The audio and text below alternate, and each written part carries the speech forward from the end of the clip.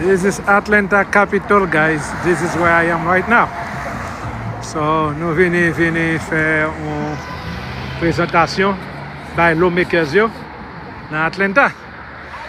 So, yo demandé pour comité Caribbean Carnival là pour nèg yo venir là. So, tout pays net a représenté. Et nous haïtiens tout, nous venons en grand monde pour nous venir présenter nous là, pour nous venir présenter manger nos culture nous.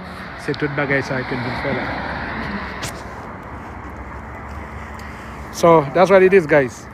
So dans la capitale là que me aller. Capable là, faites pas que machine moi là. So nous aller dans la capitale là et puis nous aller dans la capitale là et puis aller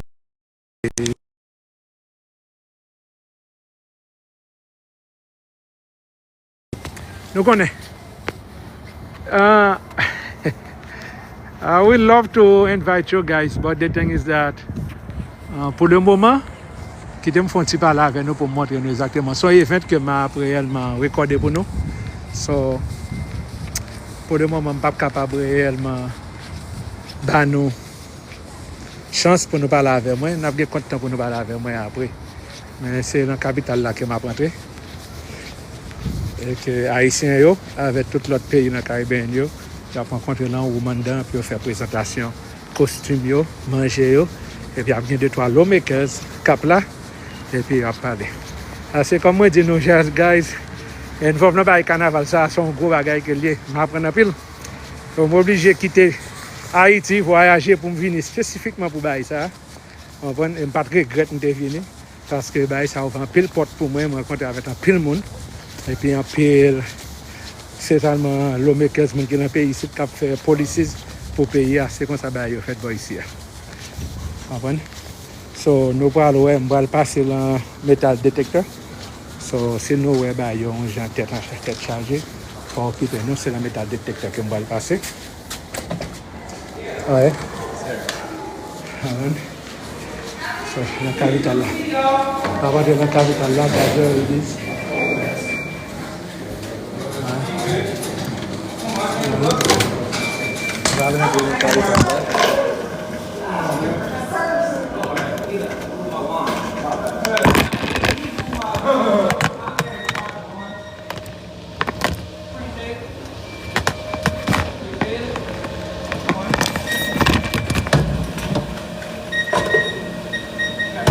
Pocket. Mm-hmm. So you gotta make sure you take everything outside your pocket. You don't take it out. You can get it out. Find everything. Yeah, you good. Come on. Oh, nice. Just hold on over here and walk through. All right. Even better. Thank you, sir. You had my thing already. Yeah, so nous passer là pour rentrer. C'est un des capitales là que m'a prêté là. Comprends? So going up there. Nous allons voir activité comme nous, même haïtiens, nous allons représenter le pays. Nous allons Carnival ça. Nous allons être chargés net. So, comme moi dis nous, il y a un pile d'activité là. Ça c'est une plusieurs activités qui gagne la capitale là, dans la deuxième floor, la capitale là. Ça c'est une activité qui gagne. Là, tout le monde là, est réuni. Some type of case, and she's the child's representative. Her friends describe her as an outstanding cook. Ça, c'est un programme qui est là. Mais le programme, pas nous, c'est là, la vieille, deuxième floor. C'est tout haïtien pour présenter. Green food. Oh, I forgot my bag. Oh.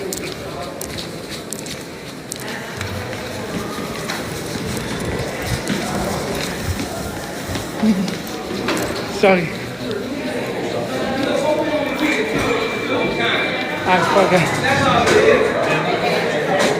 I forgot my bag. Come on, man. Caméra, moi. You forget, guys. Oubliez caméra, moi en bas. Caméra photo. On cherche faire live pour nous, guys. On a oublié caméra. Il y a tout l'équipement. Voilà. OK. let me go back pour montrer nous exactement ça qu'a fait. Comment que bon groupe monde qui travaille pour promouvoir le pays d'Haïti. Moi-même, I am all about that. Depuis si on va pour Haïti là. OK? So tout le monde ça yo. Chaque monde a représenté le pays. Et là, tout le monde a venu. So you have a model already? We do. Ready for us? How are you? I'm fine. How are you? Yeah, how's everything? Thank you for representing the culture. Thank you. Yes. I love it. You love it? I love it. All right. Are you going to be there May 23rd? I don't know. Oh, make it I might happen. have to be. You like Carnival, right? Can I come behind you, sir? Yeah. Make it happen. See? So that's the Asian. Melin Vini? You're going in? Okay. Put it on in the middle là. Let's just put up the logo là. Ah, you open? It's right there. Yeah. So ça c'est haïtien yo. Qui fait présentation comment que nous présentement chez nous. C'est pas seul haïtien simplement, c'est toute nation qui a présenté là, all the nations. Young lady, how are you? Good. Do you know how many people, how many countries that will be represented here? No, now that I'm not sure. I You're know not sure? we're honoring Haiti, but Yes. I don't know. Yep. You're here for Haiti? No. No, for who? You live on TikTok? Oh God. Oh God, okay. I'll put it away from you. Yeah, go ahead. No, I know we're honoring Haiti this year. Yeah, we're now in Haiti, yeah. Yeah, but I don't know You don't any know? other countries. So which country are you representing? Trinidad and Tobago. So they will be here? Well, Your people will be here?